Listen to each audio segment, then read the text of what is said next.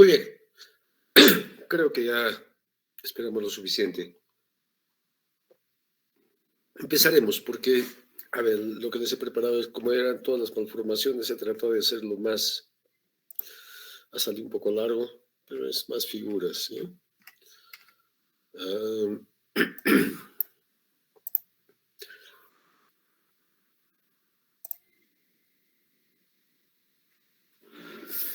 Ah, lo que vamos a hablar ahora es uno de los últimos temas de la parte neonatal, de la etapa neonatal. Son malformaciones congénitas en general.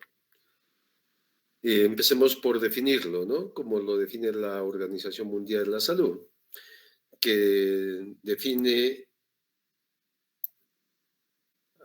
como defectos congénitos a toda anomalía del desarrollo estructural, morfológico, funcional o molecular presente al nacer. Y esto sea externa o interna, porque muchas veces esas malformaciones pues no las podemos ver, ¿no? Apenas nace, sino que presenta como una cardiopatía, por ejemplo, no se la ve, ¿no? Hay que auscultar o hay que hacer una ecocardiografía. Puede ser esporádica o hereditaria, puede ser hereditaria dominante, recesiva, puede ser malformación única o malformación múltiple. Entonces, cualquier alteración, no solamente estructural, sino funcional o molecular, pues se considera como malformación congénita. La ciencia que estudia las malformaciones en la especie humana se le llama la teratología, ¿no? Teratología es un término relativamente nuevo, por ahí por los años 60 se acuñó a raíz de la aparición de malformaciones o acortamiento de extremidades por el uso de talidomida, ¿no? La talidomida era una droga que se utilizaba a principios de los 60 como antiemético, ¿no? Para tratar las hiperemesis gravídicas, pero 2 o 3 años después comenzaron a hacer estudios observacionales y de asociación en las cuales demostraron que lo que producía este acortamiento de las extremidades era la talidomida, ¿no? Entonces de ahí se acuñó el término. Entonces la teratología es esa ciencia que estudia el desarrollo normal de los embriones, ¿no? Que van a condicionar una malformación al nacer. Relativamente varía la incidencia, ¿no? Si agarramos solamente malformaciones mayores, sí, pues se dice que más o menos un 3% de los recién nacidos en el mundo nacen con alguna malformación, desde muy leve hasta muy grave, ¿no? 3%, que es bastante, ¿no? Si bien es cierto, podemos diferenciar entre malformación y disrupción, ya sabemos que la OMS, pues, trata de agrupar en su definición casi todas las malformaciones, sean estructurales o funcionales. Cuando hablamos de defecto morfológico de un órgano o parte de este que resulta de un anormal desarrollo intrínseco, hablamos de una malformación estructural. En cambio, cuando hablamos de una alteración, de un defecto morfológico de un órgano o parte de este que tiene una parte extrínseca, quiere decir que no tiene nada que ver con los genes, que puede ser hay aspectos físicos como una radiografía, radioisótopos, que puede ser medicamentos, incluso hay muchos medicamentos que son teratógenos, ¿no? Entonces hablamos ahí de disrupción. Entonces yo tengo 3 grandes grupos en los cuales podemos hacer los estudios de malformaciones. Uno es el genético, otro es el ambiental y otro es la herencia multifactorial. En cuanto a lo genético, casi la tercera parte constituyen la parte genética, ¿no? Y constituyen además el 85% de las causas conocidas. Porque en la mayoría de los casos de malformaciones, pues no se conoce la causa, ¿no? Entonces, la tercera parte de las malformaciones es genético. Lo más común, aberraciones cromosómicas, ¿no? Son frecuentes, se calcula más o menos que un 6% de los cigotos presentan alteraciones de los embriones. Pero fíjense, si yo digo 6% significa que yo tendría que tener 6% de alteraciones a nivel cromosómico en la población. Pero ¿qué pasa? No es así. La mayoría de estos pues terminan en aborto. Estamos hablando de abortos espontáneos, ¿no? Que muchas veces, a veces ni se dan cuenta porque es desde el comienzo del embarazo o en la primera, segunda semana, ¿no? O no se llega a implantar en general estos embriones. O sea, el organismo funciona como una máquina selectiva en las cuales dice este no está bien y no se implanta o no se desarrolla bien, ¿no? Y por eso también es la misma causa por lo cual malformaciones se encuentra más en prematuros que en niños a término. ¿Por qué? Porque el organismo igual como que lo elimina, ¿no? Como que induce un parto antes de término. Entonces, la mayoría de estos cigotos que están mal desarrollados son expulsados espontáneamente, ¿no? Las anormalidades numéricas son las que llamamos que hay alteración en el número de cromosomas determinando en qué par se encuentra, ¿no? Puede ser una trisomía 21, una 18, una 5, ¿no? Y a esto se llama anormalidades numéricas no disyuntivas, por no disyunción o por no separación en el momento de la meiosis, ¿no? Los factores ambientales son responsables más o menos del 7% de todas las malformaciones. Depende de qué, de la etapa del desarrollo, ¿no? Mientras más precoz esté en la etapa de desarrollo, quiere decir en el primer trimestre, pues la posibilidad de malformaciones es mayor que si fuera en el segundo trimestre. Y estos pueden ser teratógenos físicos, y en los cuales está ahí las radiaciones, ¿no? Químicos, ahí tenemos los medicamentos, las drogas en sí, ¿no? Infecciosos, ahí tienen algunos virus, ¿no? Los que habíamos visto cuando hablábamos del síndrome TORCH, ¿no? De las infecciones congénitas. Estas infecciones que se producen desde el principio del embarazo y que pueden producir alteración en el embrión. Y la herencia multifactorial significa que bajo factores es una combinación, ¿no? En las cuales si hay una base ya genética, ¿no?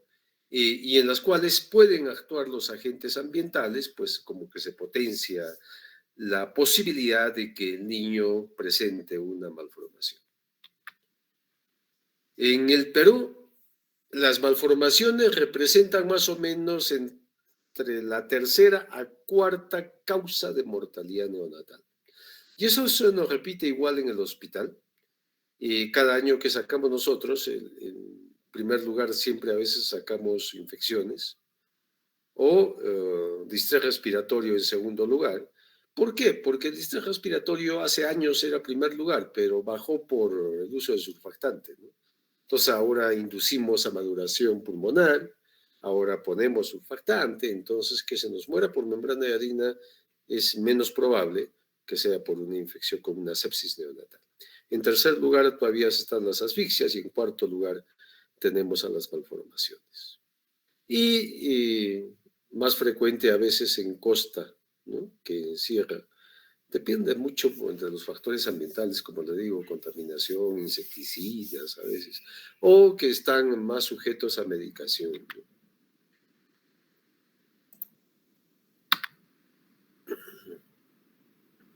Entonces, en Perú, los datos del Ministerio de Salud, estamos acá, malformaciones congénitas, para nosotros representa el 15.4% de todas las mortalidades, ¿no? Por malformaciones.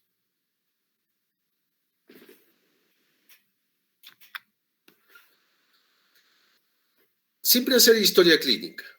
Si tenemos un paciente con malformación, tenemos que hacer todo investigar la historia familiar, ¿no? Para poder hacer el consejo genético, nosotros tenemos que hacer una historia familiar.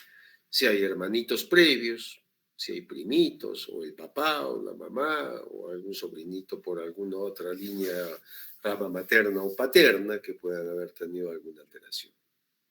Otra cosa que hay que averiguar es la edad de los padres, ¿no? Eso sobre todo está relacionado con las alteraciones de tipo cromosomal. Y ojo, si bien es cierto, se asocia más a la edad materna, no significa que el padre no contribuye, pues también. No tan igual que en la mamá, pero también contribuye el papá. Por ejemplo, si yo tengo una trisomía 21, un fenotipo Down, ¿no? Siempre decimos que está relacionado a la mayor edad eh, materna, pero se ha demostrado que hay un 20-30% en las cuales el padre puede contribuir, o sea, la edad del padre también contribuye, aunque el Down se presenta en todas las edades, ¿no? Pero sí, pues la incidencia es mayor cuanto más es la edad de los padres. La historia prenatal debe ser bien minuciosa en interrogarse, porque ahí tenemos que estar viendo si hubo movimientos o no, de repente como que la mamá no sentía los movimientos fetales mucho, o algunos consumos de medicamentos, drogas, ¿no? Algunos datos que nos sugieren alteraciones, por ejemplo, son los polidramnios y los oligohidramnios. Si hay mucho o poco líquido, pues los dos se puede relacionar el polidramnios con alteraciones a nivel gastrointestinal alto, sobre todo atresia esofágica o atresia duodenal, y el oligohidramnios con alteración o el desarrollo de las vías urinarias, ¿no? Por ahí una agenesia renal que pueda condicionar esto. Pero ojo, no son las únicas causas, ¿no es cierto?, de polidramnios. Hay otras causas de polidramnios que no tienen nada que ver con malformaciones de los productos. Empecemos con grupos. Vamos a agrupar malformaciones por sistema de malformación. Una pequeña introducción que les hice sobre malformaciones en general. Una de las malformaciones más frecuentes a nivel gastrointestinal es el labio leporino, ¿sí? Y varía, ¿no? Las características varían desde una pequeña escotadura, como en este caso, en las cuales solamente se compromete el labio, o hasta que tenga en forma unilateral labio y paladar, unilateral completo, paladar y labio, de tal manera que está en la base de la nariz, o incluso también puede ser bilateral. O sea, yo puedo tener esto, todo esto. ¿Y por qué se llama leporino? Por el labio partido, ¿no? Leporino viene de la familia de los leporinos, que son los conejos. Si ven los conejos, pues los conejos tienen dos fisuras a los costaditos, ¿no? Por encima de la boca. Y de ahí viene esto, labio de conejo. La incidencia varía, uno de cada 500 o a 1000 recién nacidos vivos. En general, en el hospital a veces nosotros vemos 2, 3 por mes, pero tengamos en cuenta que es el hospital de referencia, ¿no? Lo ideal es tratar de afrontar primero y que el niño tenga un peso adecuado, ¿no? Y se hace este afrontamiento del mamelón central o nasal con los mamelones maxilares. Se hace con esparadrapos, ¿no? Esparadrapos analérgicos, y en las cuales se pone primero acá uno central y después unos laterales, y después encima de esos se trata de, juntando con el dedo, se trata de juntar eso y se pone otro espadadrapo de acá a acá y del otro mamelón hacia el otro lado igual.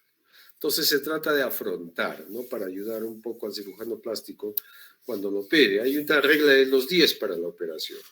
Esta regla de los 10 significa que tiene que tener más o menos 10 libras, un peso aproximado de 5 kilos, que tenga más de 10 de hemoglobina, que tenga más de 10 semanas de edad de vida, ¿no? Y que no tenga otro tipo de complicaciones. Lo primero que siempre se afronta es el labio, ¿no? Y el paladar aproximadamente al año de edad, ¿no?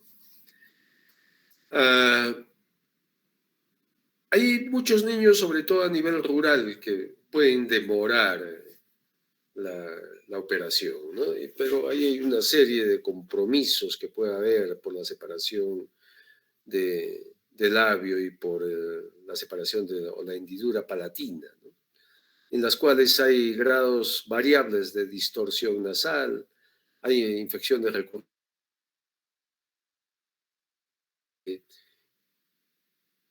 de la trompa de Eustaquio, ¿no? Hay regurgitaciones nasales porque hay esta comunicación larga, profunda, retardo de crecimiento porque no hay una buena alimentación, dientes mal alineados, puede haber deficiencias en el lenguaje o problemas con la alimentación.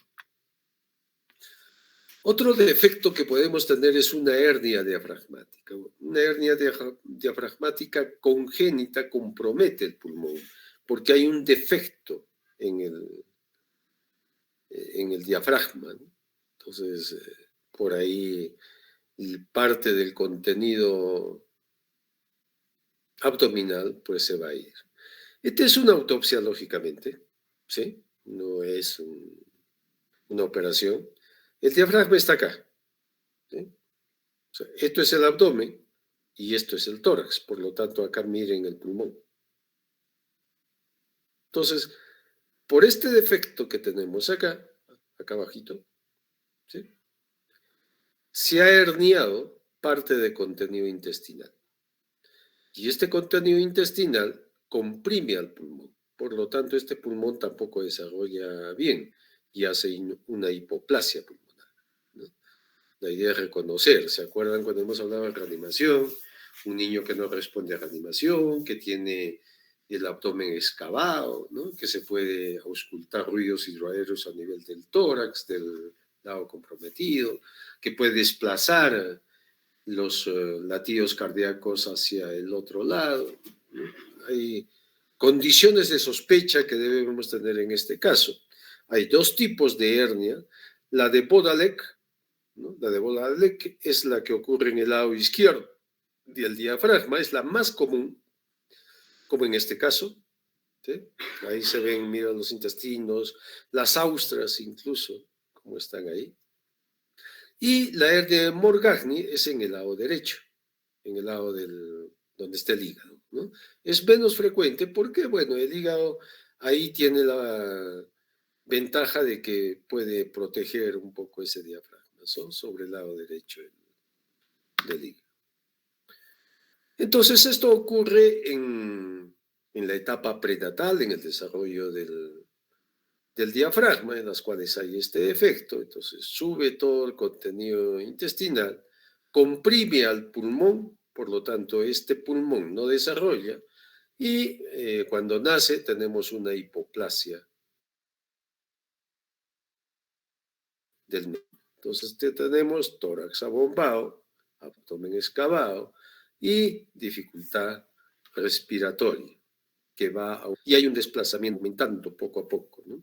Pueden auscultar los latidos asiento al otro lado, puede haber ausencia de murmullo vesicular a la respiración en este lado, más bien la presencia de los ruidos hidroaéreos, ¿no? Otro defecto, atresia esofágica. Esto también es una malformación mayor. Hay 4 tipos de atresia esofágica. Tenemos la atresia sin fístula, la atresia con fístula proximal, atresia con fístula distal, atresia con fístula en ambos cabos, distal y proximal, y fístula sin atresia. ¿Cuál es la más común? Como ven, es la tipo C, que es en el 90% de los casos. ¿Okay? Por lo tanto, ¿cómo sospechan? Lo primero que van a ver que acá va a haber una cialorrea, ¿no? Que este es el más frecuente. El niño va a pasar saliva, pero se va a almacenar acá y el niño va a salivar constantemente. Va a haber un babeo y una eliminación de secreción salival, ¿sí? Segundo, pues va a haber la dificultad respiratoria acompañada. Ya tenemos todos los datos, podemos sospechar la atresia esofágica, y vamos a ver que hay como un saco, ¿no? Donde no pasa la sondita, se da la vuelta o encontramos un stop. Si sacamos una radiografía de tórax, ¿sí? Normalmente yo saco una radiografía pulmonar o abdominal. En este caso les aconsejo sacar una radiografía tóraco-abdominal.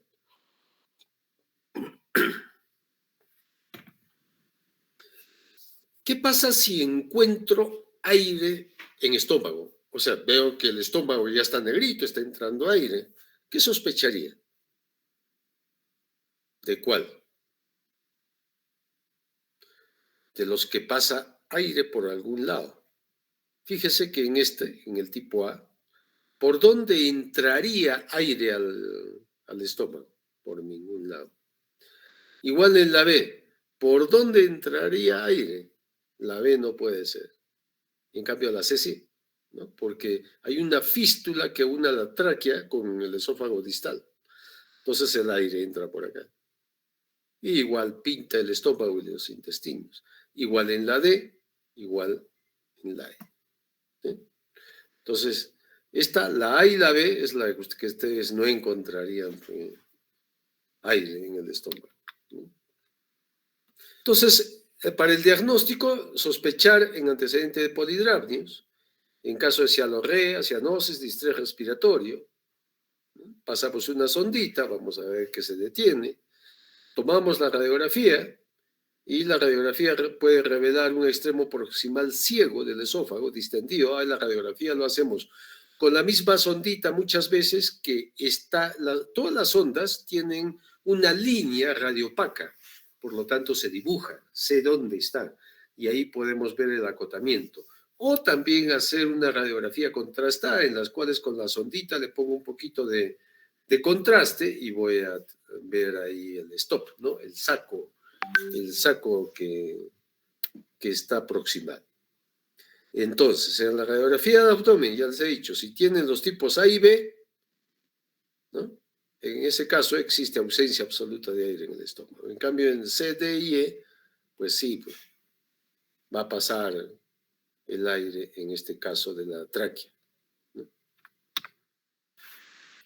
Las atresias intestinales. A ver, yo cuando hablo de atresia esofágica o atresia intestinal, atresia significa sin comunicación, que es diferente a hablar de estenosis. Estenosis significa estrechamiento, ¿sí? Ok, entonces hablemos un poco de atresia intestinal. Significa que en alguna porción del intestino, sea el duodeno, el yeyuno e ilio, pues hay ausencia de comunicación, ¿no? Cuando la atresia intestinal es alta, también podemos ver polidramnios, sobre todo a nivel de duodeno, ¿no? Las atresias duodenales son las que condicionan, igual que las atresias esofágicas, polidramnios. Porque cuando ya es más bajo, yeyunal o ilial o intestino grueso, pues en la parte del intestino que queda indemne, todavía se puede absorber el líquido que normalmente el niño puede estar tragando durante la vida fetal. Hay distensión abdominal. La diferencia de la distensión es diferente. Una obstrucción alta, en las cuales la distensión es epigástrica, y una atresia baja, que puede ser una distensión generalizada, ¿sí? Entonces, la semiología es muy importante para hacer la probabilidad de diagnóstico. Vómitos, igual. A ver, los vómitos pueden ser lácteos, y eso significa a veces que es una atresia duodenal en las cuales es preampular, o sea, antes de la desembocadura del colédoco.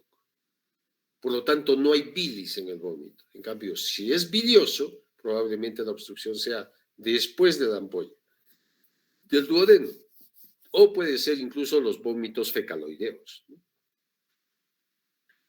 En algunas veces puede haber, cuando es obstrucción alta, puede haber mecosis en poca cantidad y muchas veces no está teñido, si es posampular, porque la bilis, no, este meconio distal llega al intestino. Entonces sale un poquito de meconio blanco nada más, ¿no? La otra característica, no hay eliminación de gases, acuérdense, atresia, sin comunicación. Si no se opera acá, pues es incompatible con la vida, hay que referir inmediato. Siempre para la referencia, ojo chicos, sonda oroesofágica o orogástrica. ¿Cuándo pondremos oroesofágica? Cuando es atresia esofágica. ¿Cuándo ponemos sonda orogástrica? Cuando la obstrucción es intestinal. Siempre hay que poner una sondita y lógicamente si voy a poner una sondita y ese niño no se va a alimentar, tengo que poner un endovenoso. Y eso ya lo sabemos hacer, así que cuando nos pregunte hay cosas que ya no voy a enseñarles sobre hidratación nuevamente, ¿no es cierto? Y voy a volver a preguntarles, ¿sí? Cierto, les adelanto. Siempre pongo 3, 4 preguntas, sobre todo de la parte procedimental en el tercer examen, ¿no? Que va en relación a toda esta parte de infecciones, de neumonías, que son también infecciosas. Uso de antibióticos, uso de electrolitos, uso de dextrosa, de hidratación. Cuando es alta, una característica en atresia duodenal es la hidratación. Es esta imagen que ven acá en la radiografía, que es la imagen de doble burbuja, ¿no? Se ve 2 burbujas ahí. Y eso es casi significativo para el diagnóstico de atresia duodenal. Y abajo, como ven, hay un silencio, ¿no? En cambio fíjense el estómago acá, fíjense la primera parte del intestino, está acá y hay niveles, ¿no? Acá hay niveles hidroaéreos y por debajo ausencia total del aire en esta radiografía. Entonces es una atresia intestinal baja, ¿no? Y acá la distensión es más generalizada, a diferencia de acá que la distensión más es epigástrica, ¿no? ¿Sí? Onfalocele. El onfalocele es una herniación de las vísceras abdominales a través del anillo umbilical agrandado. ¿Sí? Y está cubierto, ¿no? Por peritoneo, acá. Todo esto que ven acá en esta imagen es un peritoneo, el amnios, y se produce porque el intestino en la parte de desarrollo embriológico tiene una fase extracorporal y después otra vez tiene que regresar. Esto ocurre más o menos entre la semana 6 y 10ª del desarrollo embrionario, ¿no? Es una herniación fisiológica en las cuales el conducto ónfalo-mesentérico sale con el contenido abdominal y después regresa y se cierra. Y esto en algunos niños pues no ocurre, ¿no? Se da más o menos en 2.5 de cada 10.000 nacidos vivos. La tasa de mortalidad es 25% y en un 15% está asociado a anomalías cromosomales. En este caso, ¿qué harían si ustedes tienen este caso? Muchas veces, a veces en el momento del parto se rompe el peritoneo, el amnios, ¿no? Entonces la idea siempre es mantener el húmedo el saco, ¿sí? Acuérdense, la diferencia, esto es a través del anillo umbilical, ¿sí? Lo pueden hacer con una compresa estéril, húmeda, se va humedeciendo con agua estéril o con suelito fisiológico. Y la reducción ya en el hospital se hace con el silo de Schuster, que es esto, se le cubre con una bolsa estéril ahí y se le va afrontando poco a poco para que la piel del abdomen vaya creciendo, ¿no? Entonces, por lo tanto, acá es un cierre progresivo lo que se hace. A no ser pues, que este onfalocele sea pequeño y al cirujano le permita cerrar de primera intención, ¿no? Hay que utilizar antibióticos, sí, me lo tienen que referir, ya saben, sonda, endovenoso, y en este caso, como está expuesto, pues sí, antibióticos, porque el riesgo de infección es grande, ¿no? Entonces puede tener una sobrevida del 85%. Fíjense No es un onfalocele, esto es una gastrosquisis. Y ustedes se van a dar cuenta por el origen. Es una herniación del contenido abdominal a través de la pared abdominal, ¿no? No es del conducto del ombligo, no es a través del ombligo, no es un ensanchamiento del ombligo, es por encima del ombligo generalmente en la línea media de la pared, en las cuales hay un defecto de cierre. Se da 1 en cada 10.000 nacidos vivos, es menos frecuente que la onfalocele, ¿no? Se ha demostrado que se incrementa en mamás que pueden usar cocaína, tasa de mortalidad 10%, y en este caso también hay una sobrevida bastante alta. Igual la referencia, pues tiene que hacerse igual con una compresa humidificada, mantener húmedos los intestinos para que no se laceren, antibióticos, y tiene que someterse a una cirugía. Muchas veces esto lo podemos identificar a partir de la semana 14, como ven acá. Entonces está por fuera del bebé, están del abdomen, ahí están las asas intestinales, ¿no? Las gastrosquisis no está asociado a anomalías cromosómicas como el onfalocele, ¿no? Sobrevida 90%. La mayoría de centros pueden ya tener su ecógrafo, así que estos sí se puede hacer un diagnóstico prenatal, por lo tanto, en la mayoría de los casos podrían tener ustedes el tiempo de referir a este bebé a un hospital de tercer nivel. Y seguimos bajando y tenemos la malformación anorrectal. Quizás es de todos estos el más frecuente, ¿no? En las cuales la membrana, como ven acá, donde debería estar el esfínter, la incidencia es 1 en 3.000 más o menos a 5.000 recién nacidos. Esto ocurre a la semana 5 a 7 de gestación. Antes, yo no sé por qué, pero siempre decían, hay que poner el termómetro a todos los bebés para ver permeabilidad rectal. Es suficiente como está haciendo esta persona con los 2 dedos, ¿no? Abrir las nalgas y observar. Y es evidente que no hay el ano, ¿no? No expulsa meconio, por lo tanto el meconio busca su sitio. Muchas veces de la parte del recto se fistuliza hacia la vejiga, hacia la vagina en mujercitas, o hacia el escroto, como ven en este caso, o hacia alrededor del periné, ¿no? Entonces yo puedo tener fístulas rectovesicales, rectouretrales, rectoescrotales o rectoperineales, ¿no? Cuando es alrededor que puede salir. Generalmente las obstrucciones o las malformaciones anorrectales bajas son alrededor del periné. Las altas son las que pueden salir por vejiga o por uretra, ¿no? Muchas veces se puede asociar a malformaciones múltiples, como en el caso del síndrome Baxter, en las cuales hay compromiso a nivel vertebral, hay compromiso a nivel genitourinario y gastrointestinal. Tratamiento de esto es cirugía. Lo primero que hace el cirujano no va a reconstruir al toque esto, lo que hace es saca el intestino. Entonces, por ahí comienza a eliminar el meconio hasta que el bebé queda 95%. Pasemos al músculo esquelético,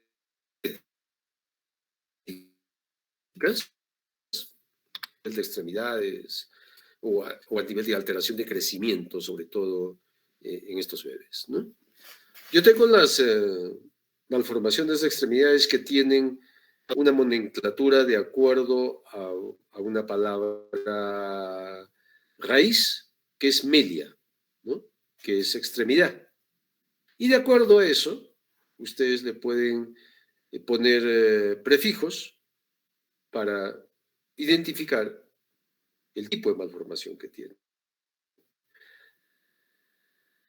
Si yo pongo A, ya sabemos que A es un prefijo de ausencia. A pues la mitad de ella que se parece a la aleta de la foca, ¿no? Adactilia, si estamos hablando de la extremidad, dactilia, que es dedos, adactilia es ausencia de dedos, o afalangia, ausencia de falange, ¿no? Entonces, esa nomenclatura es muy fácil aprenderse para poner los diagnósticos en el momento de la referencia. Vamos a ver alguna de ellas. Esta niñita, ustedes se acordarán, ya falleció, y falleció a los 12, 15 años, creo, falleció la famosa Milagritos, que era una niña huancaína, ¿no? Niña sirenita, ¿no? Y es la sirenomelia, en las cuales hay una fusión de las extremidades, es poco frecuente, casi uno en 100.000 nacidos vivos, dando la apariencia pues de una cola de una sirena. Más de la mitad pues mueren. A esta niña pues tuvo bastante sobrevida todavía porque tuvo bastante apoyo del gobierno y de entidades no gubernamentales. Se sometió como a más de 20 operaciones, porque tienen que ver que se le reconstruyó todos los miembros inferiores y sobre todo a nivel urogenital. Los siameses es también una malformación rara, toma su nombre dependiendo de por dónde se unen, ¿no? Toracópagos, si se unen por el tórax, craniópagos, que se unen por el cráneo, isquiópagos, por la, ¿no? Onfalópagos, cuando se unen por el abdomen. Hay varios de estos niños que pueden vivir por muchos años. Hay otros que sí son difíciles de separar, hay otros que son más fáciles de separar, depende mucho del tipo de malformación. Polidactilia, quizás del sistema musculoesquelético es el más común. Es una anomalía en las cuales hay un mayor número de dedos, superior a los 5. Muchas veces estos son dedos completos o pueden ser un esbozo de los mismos en los cuales tiene que extirparse porque incomoda más la funcionalidad de la mano, ¿no? Yo he logrado ver polidactilias múltiples, o sea, quiere decir 6 en las manos, en cada mano, y 6 en cada pie. Estamos hablando de 24 dedos, ¿no? Que es lo máximo que puede tener, pero igual. También tiene su nomenclatura dependiendo de en dónde se ubica el dedo, ¿no? El preaxial es el dedo duplicado, el que está sobrando, es en el lado del pulgar, ¿no? Preaxial, hacia el centro del cuerpo. Posaxial es hacia afuera, ¿no? Al lado del meñique. Esa es una polidactilia posaxial. Y central es cuando afecta a los dedos centrales, ¿no? Está en el centro justo el dedo duplicado. Mano hendida es otro tipo de alteración en las cuales hay ausencia de dedos, ¿no? Una serie de malformaciones pueden producir esto.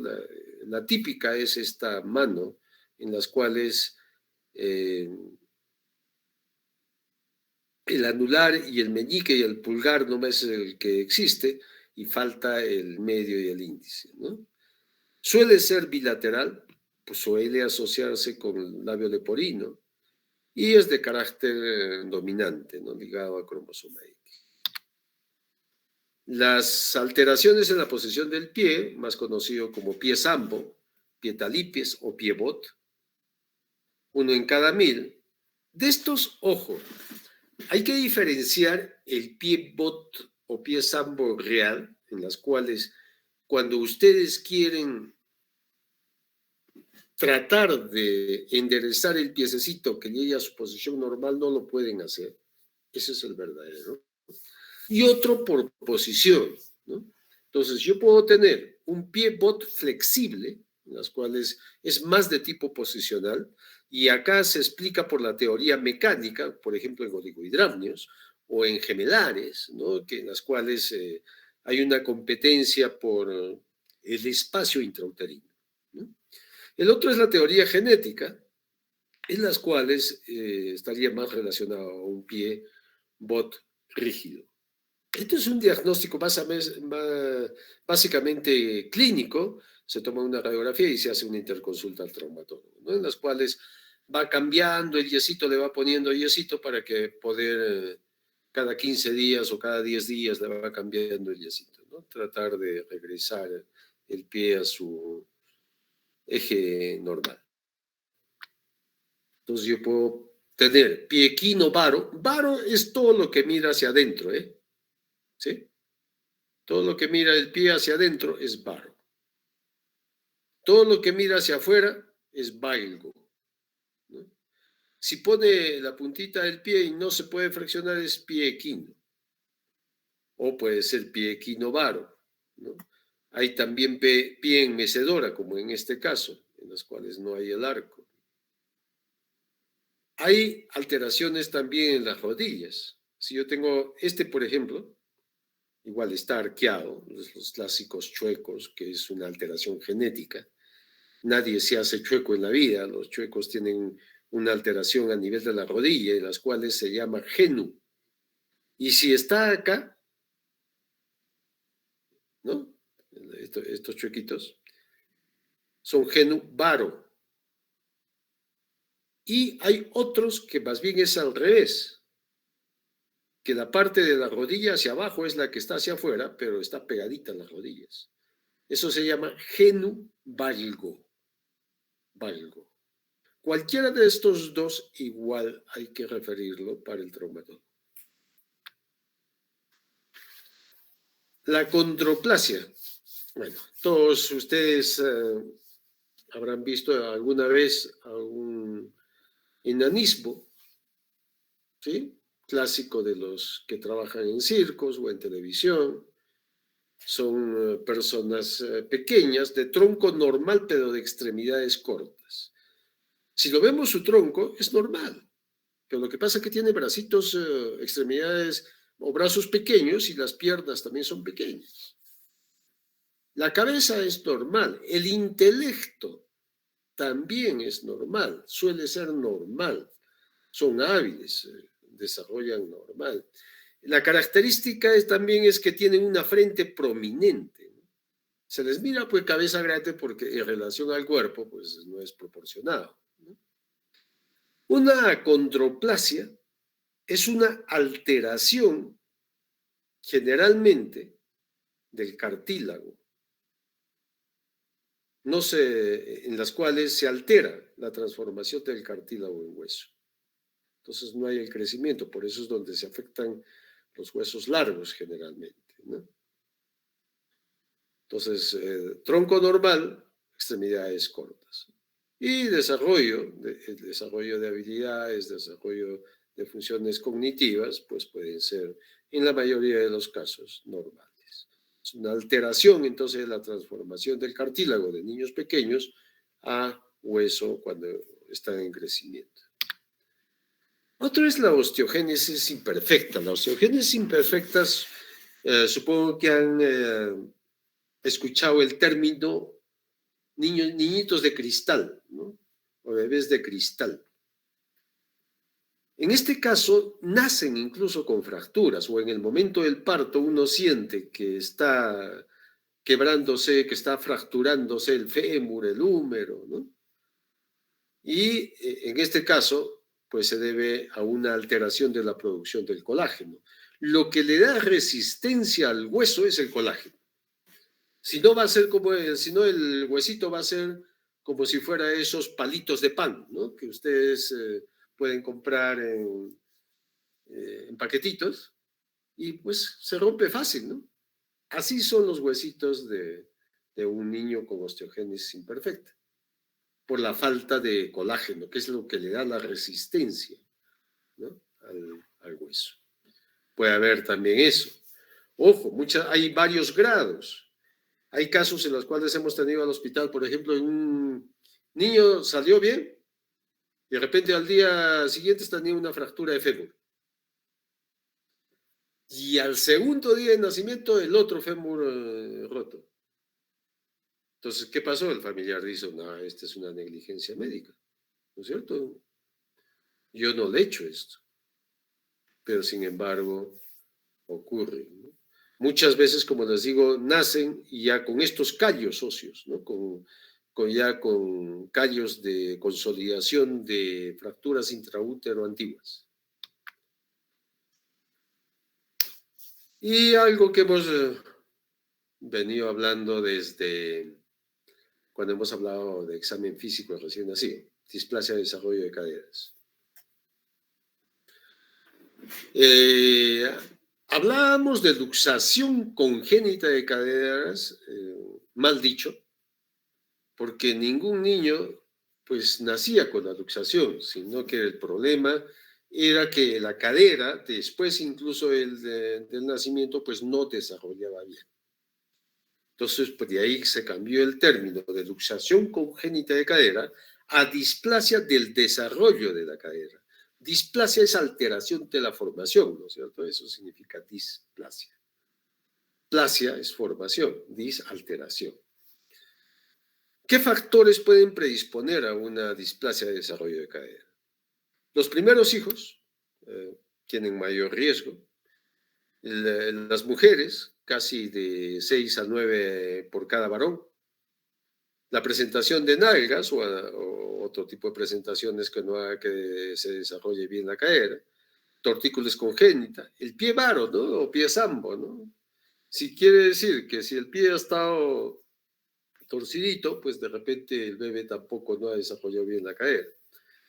La predisposición familiar, por lo tanto, tenemos que averiguar la parte de antecedente de la mamá o de alguien de la familia que haya tenido displasia.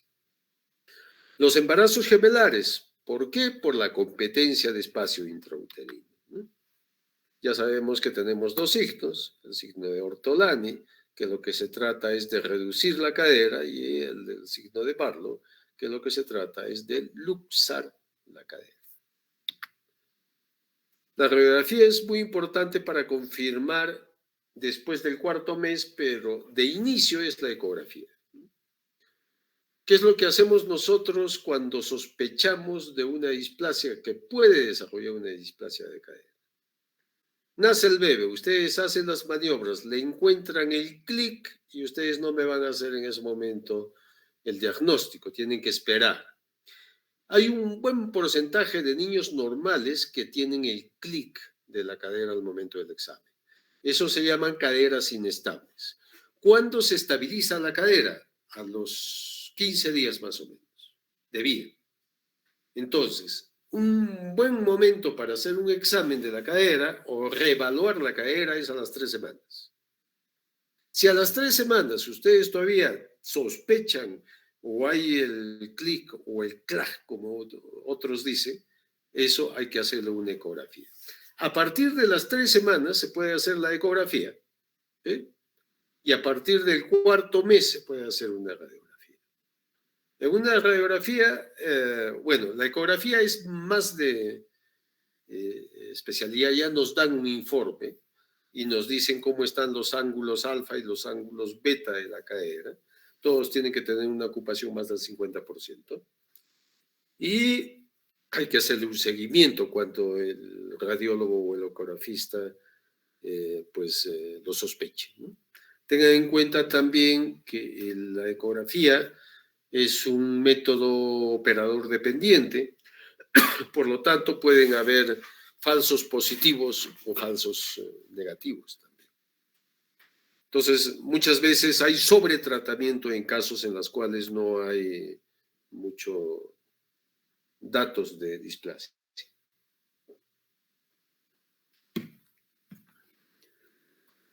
Hay muchos países en los cuales el diagnóstico o el screening de cadera está establecido de acuerdo a su Ministerio de Salud para el 100% de niños. Y hay otros como el nuestro en los cuales el screening lo hacemos dirigido. ¿A quiénes? A los de riesgo. Que tengan clínica o que tengan los antecedentes que hemos visto de oligohidramnios, de podálicos, que tengan alguien en la familia, ¿no? de sopieza a ambos, ¿no? Algo que nos haga sospechar, hay que hacerle seguimiento. Radiológicamente, hay que ver varias líneas para ver, se traza una línea por debajo de la sínfisis pubiana, acá, y después en el acetábulo. Este es el acetábulo. Este es donde va a aparecer el núcleo de osificación. Un recién nacido, ojo, no tiene esto. Esto aparece a partir del 4º mes, el núcleo de osificación. Si le tomaríamos radiografía a un recién nacido para caderas, que no lo tomamos, no está indicado, ojo, esto, la radiografía es a partir del 4º mes recién, vamos a encontrar estas dos bolitas acá, que es el núcleo de osificación. Entonces, lo que está arriba va a ser el acetábulo. Entonces, trazamos una línea, ¿no? Y sacamos el índice acetabular de esta manera. ¿Ok? Y este ángulo lo comparamos con tablas. Las tablas ahí pueden descargarlo, las tablas de internet. Cada mes varía el grado, estos grados, ¿no? Se supone que va disminuyendo, ¿no? Este ángulo cada vez conforme avancen los meses es menor. En los casos en los cuales hay displasia, como vamos a ver en una radiografía real, esto es bien alto. El otro que hay que ver es la línea de Shenton, que es esta. Este escotadura a nivel del fémur tiene que coincidir acá con la parte del pubis, ¿sí? Haciendo un arquito, ¿no? Acá tenemos con mayor claridad, acá tienen la cadera normal. Fíjense, acá ya está el núcleo de osificación. Todavía no está fusionado porque es un bebé, ¿no? Está en crecimiento. Trazaríamos una línea por acá y después hacemos este ángulo hacia arriba. Fíjense, este acetábulo ya desarrolló, está bien bajo, por lo tanto el ángulo acá es bien bajito, pero fíjense el ángulo acá cómo está. Está hacia arriba, es como que el ángulo, el acetábulo no ha desarrollado. Fíjense el núcleo de osificación. Acá no ha desarrollado tampoco la cabeza de fémur. ¿Sí? Es un problema, esta cabeza está afuera.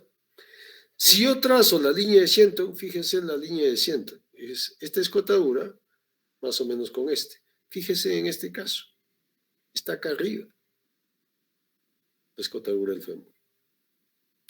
Si yo trazo una línea perpendicular en el ángulo externo del acetábulo, fíjense, yo hago esto, y casi toda la cabeza de fémur está afuera.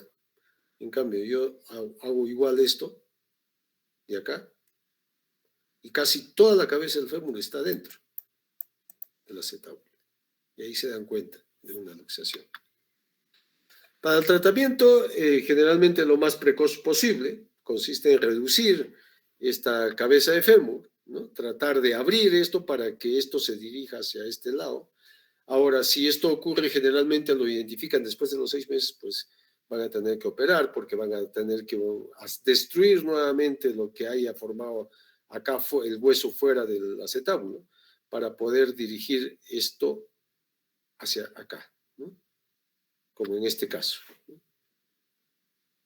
Como en este caso. La cabeza del fémur, tratar de dirigirlo hacia el interior del acetábulo. Mediante esta férula, ¿no? Esto se llama arnés de Pavlik, ¿no?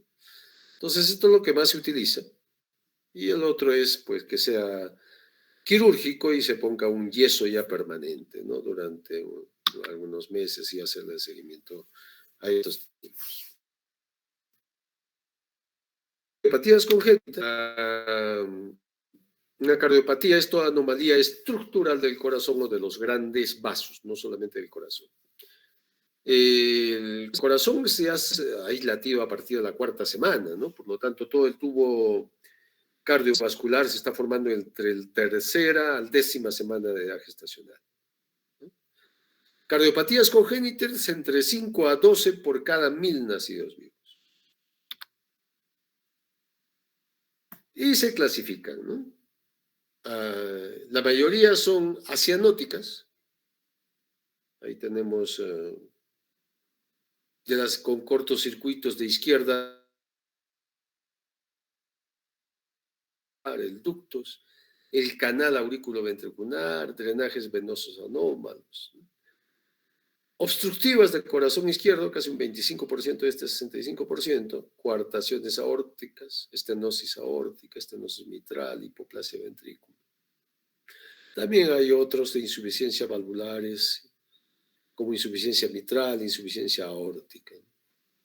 De las cianóticas, están las que tenemos más en cuenta, son las obstructivas de corazón derecho, como la tetralogía de Fallot. De mezcla total, ventrículo único, atresia tricuspidia, sin estenosis pulmonar, tronco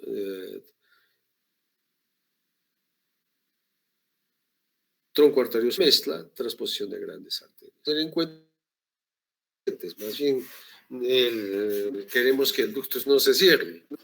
Porque se cierra el ductus y ese niño le va mal. De las cianóticas. Entonces, hay muchas de las cianóticas que van bien, incluso puede cerrar de acuerdo al defecto, todas las que son de pocos milímetros en meses, ¿no? Pero si son yo grandes, 0,7, 0,8 sobre todo, de 8 milímetros para arriba. Entonces tenemos las acianóticas y las cardiopatías cianóticas.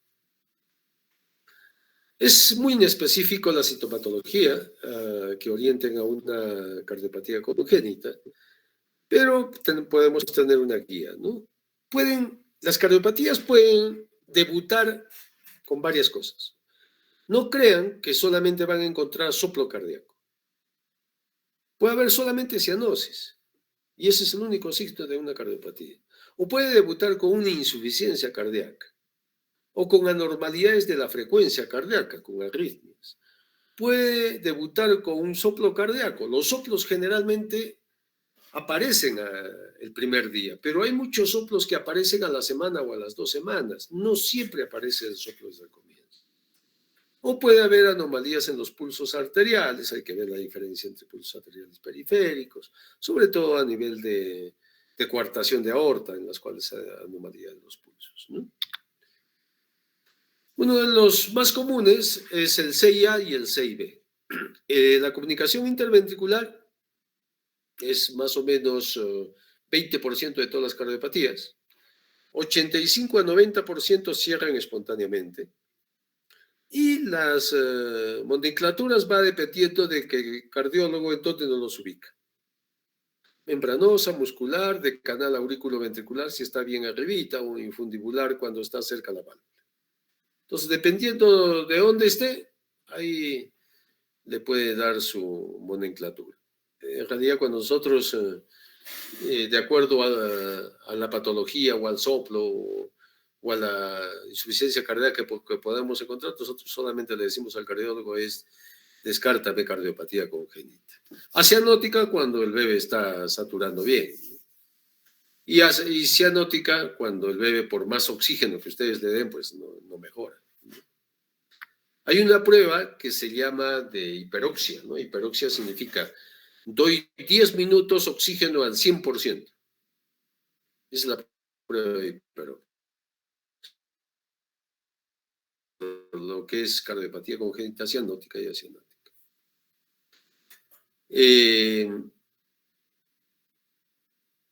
Hay algunas comunicaciones ventriculares y son grandes, más allá del año, que van a dar lugar a una hipertensión pulmonar, ¿no? Muchas veces severa. Entonces ahí sí vamos a tener problemas ya para un lactante, que puede incluso producir un síndrome de Heisenmeyer, ¿no? Por la hipertrofia ventricular a veces que hay, ¿no? Cuando se invierte el shunt. Entonces hay pequeñas, moderadas y grandes, ¿no? Las pequeñas, no hay mayor sintomatología, nosotros no le vamos a dar ningún tratamiento, no hay ninguna repercusión en la radiografía de tórax ni en el ecocardiograma, ¿no? Y se van a cerrar.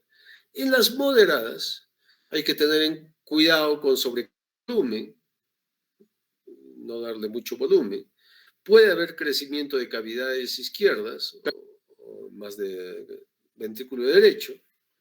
Podemos encontrar en una radiografía de tórax cardiomegalias, ¿no?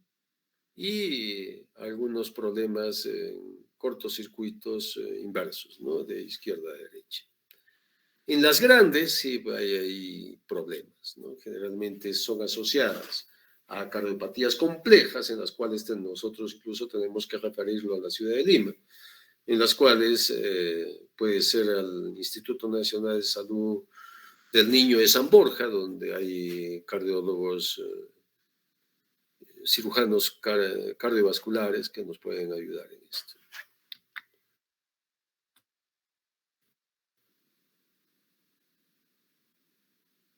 Espontáneo en buen tratamiento médico y quirúrgico. Y si hay un CIB grande con insuficiencia cardíaca, ahí utilizamos dioxina y diuréticos. Las sellas, uno en cada 3.000 en nacidos vivos puede aparecer en forma aislada o asociada a coartación de aorta. Entonces, yo siempre me preguntaba, ¿y por qué hay tanto CIA en mi servicio? Muchos de esos CIAs no son CIAs, sino son forames ovales permeables. Hay que diferenciar en las cuales haya un cortocircuito de izquierda a derecha, que sea por que el foramen oval está abierto, no se cerró al momento de nacimiento. Muy común en prematuros, ¿no? Realmente si hay una comunicación interauricular, tiene que ser diferente a donde está el foramen oval. Entonces, de acuerdo a la ubicación en el tabique auricular, nosotros vamos a tener ahí tipo ostium secundum, tipo ostium primum, si está cerca a la válvula, ¿no? O tipo endovenoso. Las más comunes son las ostium secundum, ¿no? Acá, que están más o menos, se localizan en el centro del tabique interauricular, en la parte central.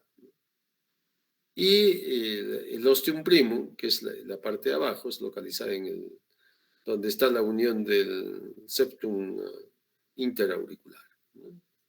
Y se asocia muchas veces, como está cerca de las válvulas, a algunas alteraciones valvulares.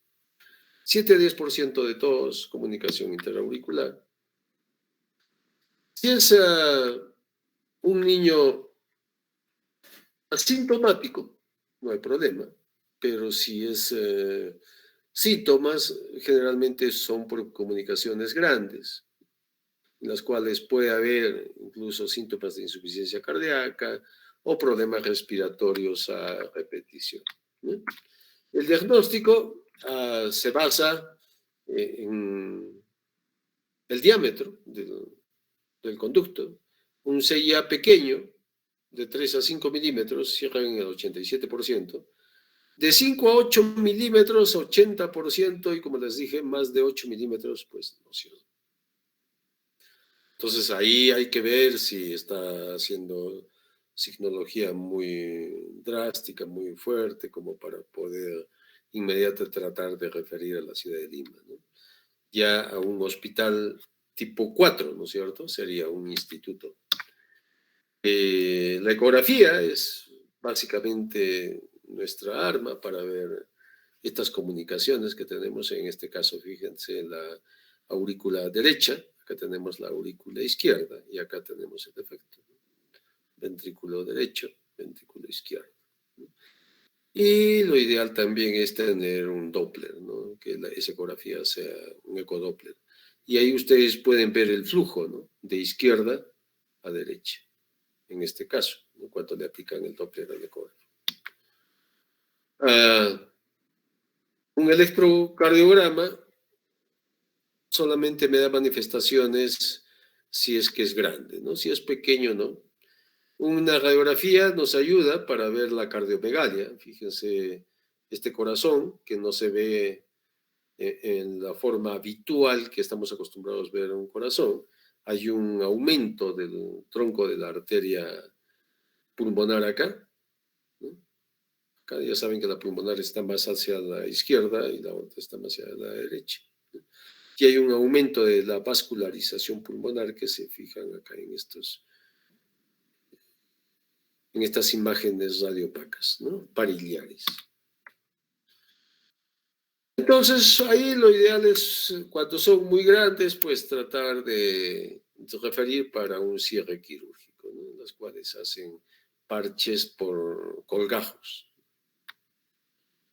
Persistencia del ductus arterioso, ya sabemos, acordémonos un poquito de adaptación cardiorrespiratoria. El ductus es ese conducto que une en la etapa fetal la arteria pulmonar con la aorta descendente, ¿sí? Que al momento de que el niño respire y hay vasodilatación pulmonar, disminuye la presión arterial pulmonar, pues esto hace que el ductus se cierre. Pero en algunos casos, sobre todo prematuros, vemos que no se cierra.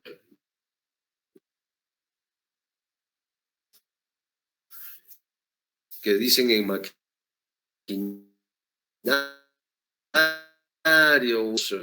ya algo grave, vamos a encontrar ya incluso insuficiencias cardíacas sin soplo, ¿no? Por ductos arteriosos. El diagnóstico lo podemos hacer por ecocardiografía, en las cuales podemos encontrar crecimiento de cavidades izquierdas, un eje eléctrico desviado hacia la izquierda, ¿no? Y si le tomamos las derivaciones B, pues va a ser R prominentes en B5 y B6 sobre todo. En el ecocardiograma, pues hay que evidenciar el tamaño y la ubicación del conducto, ¿no? De la persistencia del conducto. Y en la radiografía lo que encontramos es una cardiomegalia. Entonces, acá tienen el ducto, ¿no? En este caso. Acá está la aorta, acá está la pulmonar y acá está el ductus arterioso. Le aplican el Doppler y ahí lo van a ver. Tratamiento, de inicio hacemos un tratamiento métrico restrictivo de volumen. Tratamos de disminuir 20 mililitros por kilo al volumen que nosotros estamos indicando de acuerdo a la edad de vida que tiene. O sea, 20 menos que lo que le correspondería, por ejemplo. Y si ya está condicionando algún problema mucho más serio, podemos utilizar indometacina, ¿no? Hay 3 AINES. ¿Qué hace el AINE? Actúa a nivel de prostaglandinas G2, ¿no? Entonces, tratar de cerrar el ductus mediante un AINE con indometacina, con ibuprofeno o con paracetamol. Endovenoso, ¿no? Todo endovenoso. También hemos probado, al no tener indometacina, ibuprofeno o paracetamol endovenoso, pues utilizamos a veces ibuprofeno vía oral. Hay una guía que nos indica esto, ¿no? 10 miligramos seguido por 2 dosis de 5 miligramos por 3 dosis, ¿no? 10 miligramos por kilo el primer día, 5 miligramos por kilo el segundo día y 5 miligramos por kilo el tercer día. Son 3 dosis número. Pero eso hay que aplicarlo en la etapa neonatal. Se ha demostrado que después del mes ya no tiene ningún efecto. Si no responde y esta persistencia del ducto está condicionando o está alterando la hemodinamia, pues igual hay que referirlo para tratamiento quirúrgico, cierre del ductus, ¿no? Ligadura del ductus. Coartación de la aorta es este estrechamiento que ustedes miran acá en la aorta descendente, lo cual puede obstruir el flujo aórtico hacia el resto del cuerpo. Puede dar este estrechamiento, hipertensión arterial proximal en toda esta parte e hipotensión en esta parte, ¿no es cierto? Porque no pasa bien. Hipertensión, hipotensión. Y por lo tanto, si acá hay una sobrecarga de líquidos, pues va a haber un aumento de presión en el ventrículo izquierdo y a nivel pulmonar también. Dentro de las cianóticas tenemos la tetralogía de Fallot, que es de todas las cianóticas la más frecuente. Se puede asociar a síndrome de Down. La incidencia es más o menos 2 en cada 10.000 nacidos vivos. etiología desconocida. Y hay 4 defectos, ¿no? Por eso se llama tetralogía de Fallot. Uno es la estenosis de la arteria pulmonar. El otro es si acá hay estenótico, se supone que este ventrículo derecho va a trabajar más, ¿no es cierto? Estenosis significa estrechamiento. Es diferente a atresia, que es ausencia, ojo. Estrechamiento de la válvula pulmonar. Si se estrecha esto, este va a trabajar mucho y por lo tanto hay hipertrofia ventricular derecha. Segundo, hay una comunicación interventricular, pero superior en el tabique, ubicado en la parte de arriba del septo. Por lo tanto, la aorta se cabalga sobre la comunicación interventricular y es como que saliera del ventrículo izquierdo y del ventrículo derecho, ¿no? Y eso comprende los 4 defectos de la tetralogía de Fallot. La característica radiológica es esta, ¿no? Un corazón no muy grande, pero con la punta elevada, fíjense. Y esta punta elevada y redondeada da el aspecto de un zapato sueco que usaban con plataforma antes y que usan todavía, ¿no? Zapatos con plataforma. Y eso le decían zapato sueco. Entonces, el corazón en zapato sueco. Es la característica de la tetralogía. Otro es el tronco arterial común, en las cuales hay un solo vaso arterial que cabalga sobre el septum y sobre el septum ventricular, ¿no? En las cuales hay un defecto amplio por un mal desarrollo, ¿no? Y en este caso, pues se puede auscultar un soplo pansistólico, ¿no? O sea, en toda la sístole, ¿no? Eso no es frecuente. 1 a 2% de las cardiopatías congénitas. La transposición de grandes arterias, en las cuales van a encontrar que la aorta sale del ventrículo derecho y la pulmonar sale del ventrículo izquierdo, ¿no? O sea, hay acá una alteración, una discordancia ventriculoarterial. 5% de todas las cardiopatías, más frecuente que el sexo masculino, y se asocian pues a CIB sobre todo, ¿no? CIA o PCA también, pero sobre todo CIBs. Y la sangre venosa, por lo tanto, recircula pues, sin pasar por el pulmón, ¿no? Y la sangre arterial también recircula por el circuito menor a nivel pulmonar sin alcanzar el sistema sistémico, ¿no es cierto? A nivel de la aorta descendente. Eso es lo que pasa en la transfusión de grandes vasos. Y por último, para terminar, la última parte son malformaciones congénitas de tipo neurológico.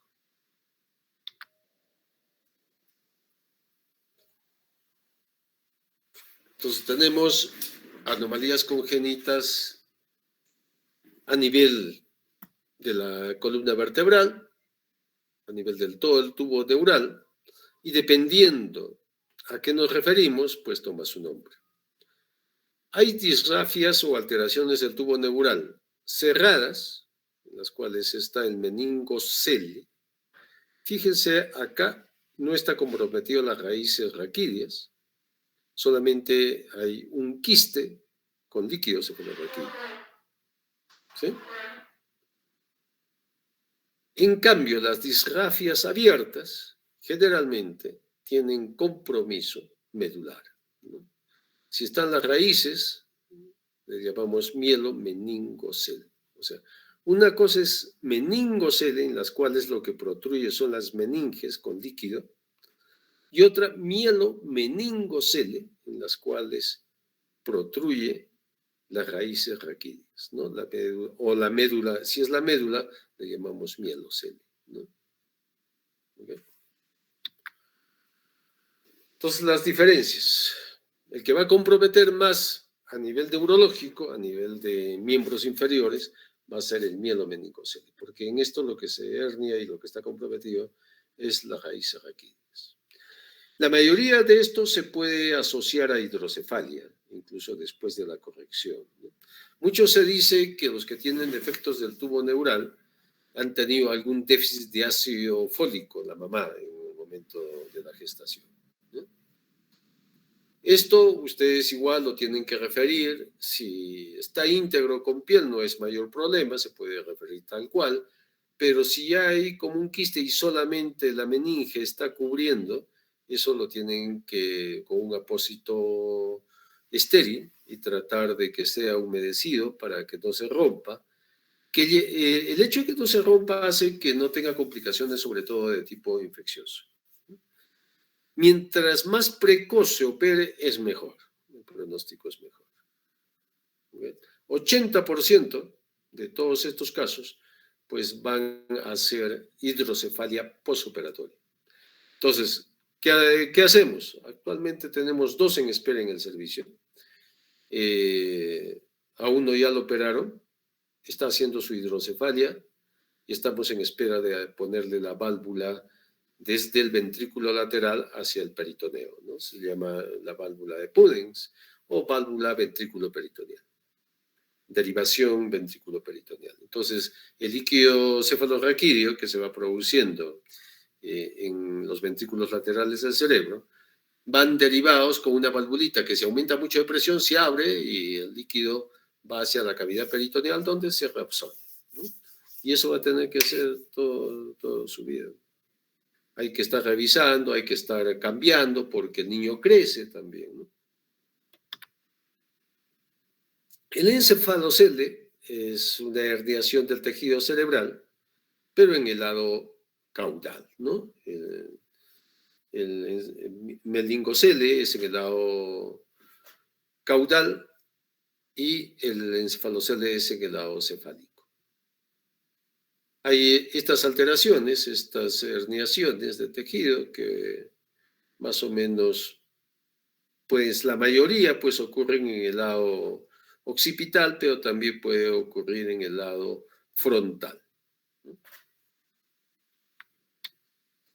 Después tenemos por tamaño, puede haber también alteraciones del cerebro, las microcefalias cuando hay reducción del crecimiento encefálico y las megalencefalias cuando hay un aumento del tamaño del cerebro.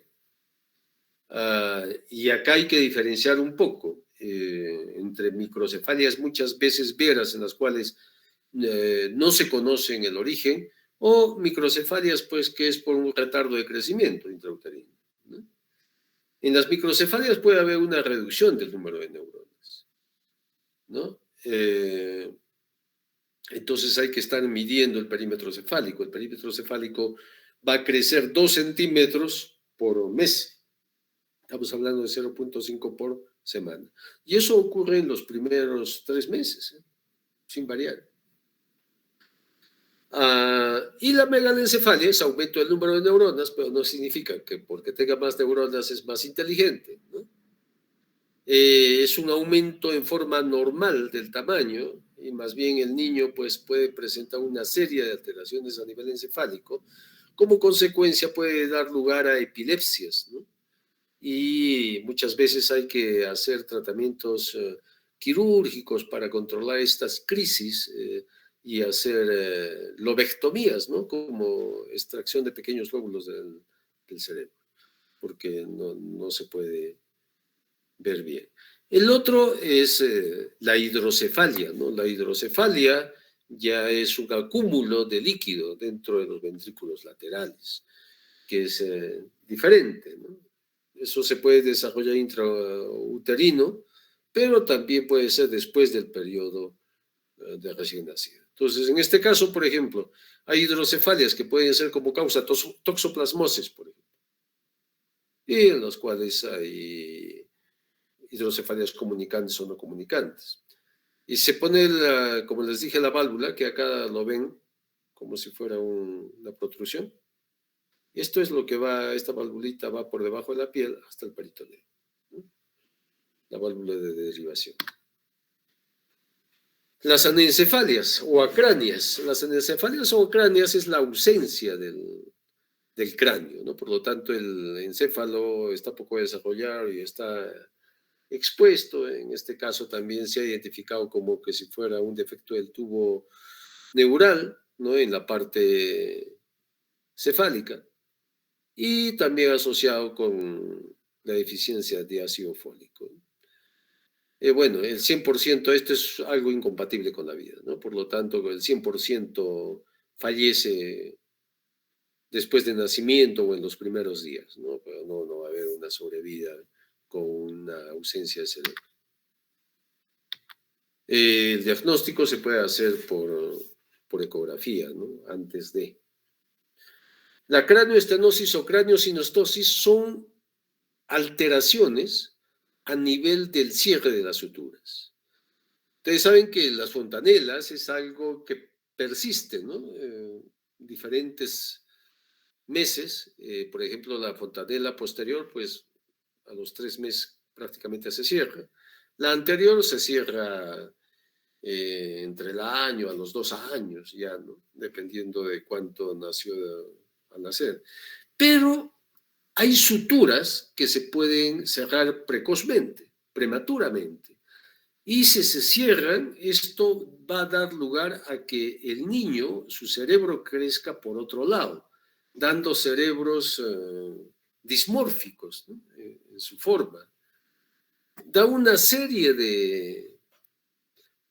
de alteraciones de cráneo, ¿no? Dependiendo de cuál es la comprometida. Por ejemplo, si se cierra precozmente la sutura sagital, el cerebro va a crecer hacia adelante y hacia atrás, hacia la frente y hacia la región occipital, dando un aspecto de cabeza que se llama escafocefalia.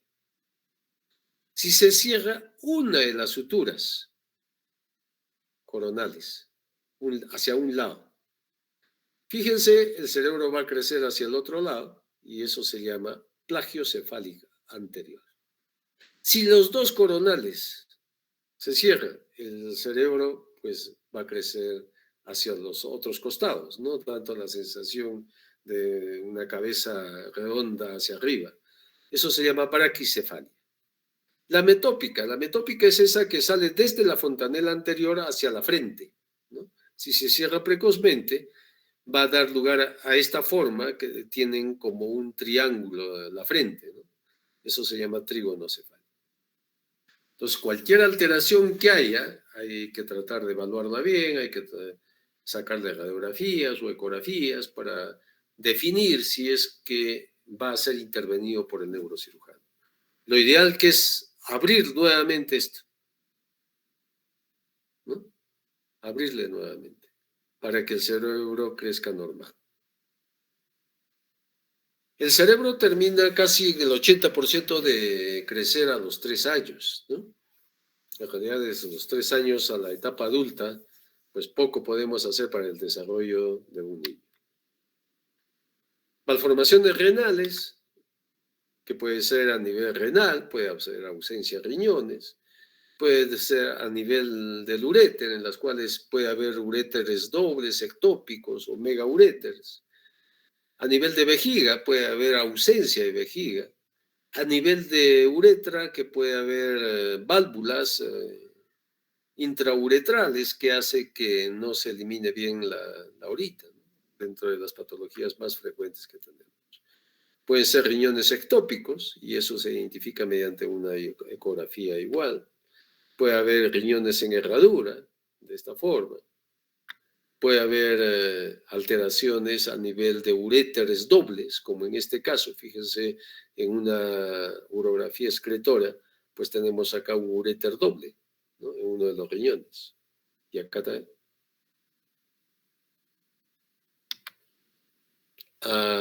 O un megauréter, ¿no? Fíjense una urografía excretoria cómo es este uréter, tan grueso, ¿no? Y en estos puede condicionar a veces insuficiencias renales, ¿no? Con pérdida de riñón, y eso sí es un problema. Y para cerrar, algo de prevención, ¿no? Muy bien, ¿qué hacer?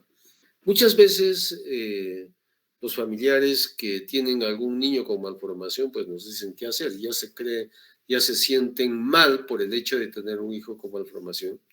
y dicen, ¿qué puedo hacer? ¿O puedo tener otro hijo o no puedo tener otro hijo?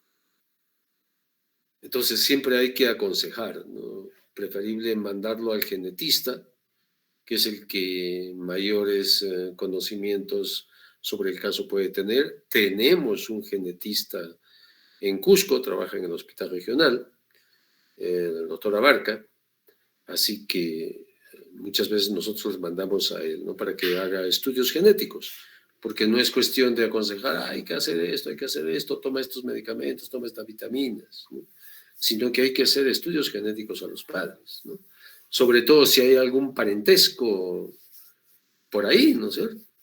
En las cuales pueden haber genes recesivos que al juntarse se van a potenciar más. Entonces, sí, pues, eso no es algo que le podemos aconsejar así. Pero dentro de todo, lo que se aconseja es tener hijos antes de los 35 años. Esto reduce en modo significativo la posibilidad de tener hijos con malformaciones. Evitar la consanguinidad, y eso a veces en poblaciones cerradas o en comunidades donde pues hay bastante parentesco, puede facilitar la aparición de malformaciones, ¿no? Hábitos saludables, alimentarse bien, no solamente durante el embarazo, sino antes del embarazo, comer verduras frescas, ácido fólico durante la gestación, puede prevenir algunos defectos, sobre todo del tubo neural, ejercicio con moderación, no es que no pueda hacer ejercicio la mamá embarazada, evitar fumar, consumir alcohol, ¿no? Vacunarse. Muchas enfermedades virales son prevenibles, como la rubiola, por ejemplo, ¿no? Evitar pruebas radiológicas en lo posible, evitar el consumo de medicamentos no recetados en lo posible, ¿no? Hay mucho sobre gestación y medicamentos, ¿no? Se dice que casi el 99% de gestantes en algún momento, algún medicamento, aunque sea alguna vitamina, han tomado. Entonces siempre hay una exposición, hay que preguntarse si necesita ese medicamento o si realmente pues no necesita, ¿no? No hay que darle, no es necesario. Entonces esta es lo que les preparé sobre las malformaciones congénitas. No sé si tienen alguna pregunta, alguna duda.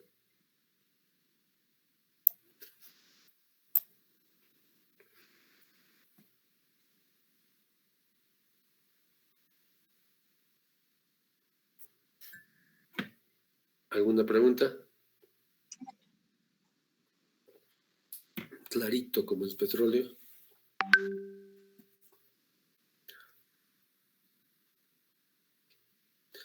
Muy bien, a ver, planes. El siguiente martes sí nos reunimos, chicos. Es nuestra última clase y nos vamos a reunir en Collana, ¿sí? 3 de la tarde. Y el jueves damos nuestra evaluación, ¿sí? No hay otra.